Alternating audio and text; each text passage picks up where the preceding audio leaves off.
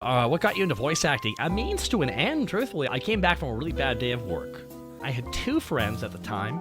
I worked at the gas station 3 days a week after I was done graduating. Graduating from college for like trades discovery and shit like that, just to try out something. Because my parents kept pushing me to trades because they hope I globbed onto one of them because I wasn't really academically that skilled.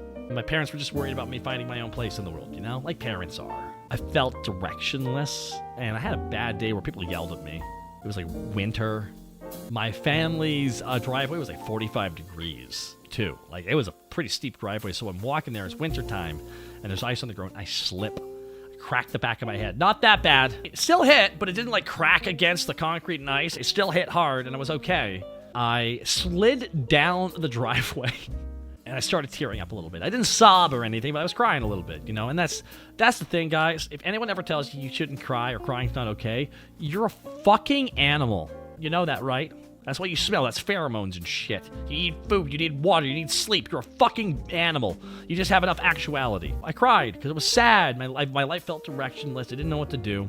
And I remember saying something stupid, but I look back and I'm like, that is some crazy shit to say in that moment. I remember looking up at the sky because it was actually a very clear sky that night. I saw a bunch of stars, and I said this. No shit. So cringy.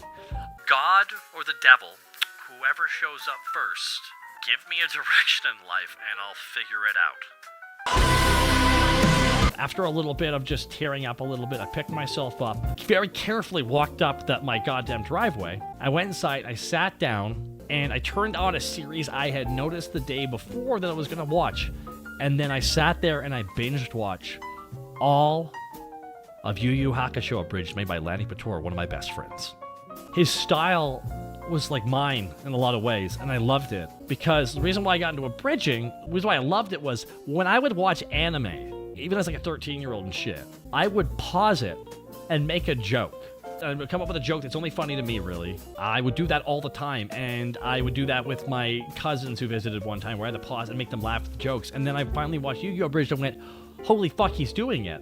I watched Lanny Pator's Yu-Gi-Oh! Abridged, and I feel like his style was so similar to what I would do that I felt really inspired by him, legitimately. And a week later, I kind of talked to my friend about what we wanted to do, and we decided to go with G Gundam, which was a series he was really into, but G Gundam was so silly that we decided to make a bunch of jokes about that. And I got into that with him, and then I made a lot of contacts for making a couple episodes, and then I met Lanny.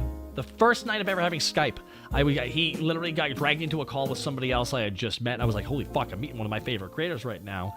And now, when I went down to record commentary videos with everybody, I stayed in his house because we're friends, and it's like fucking crazy when I think about it, man. It feels so weird.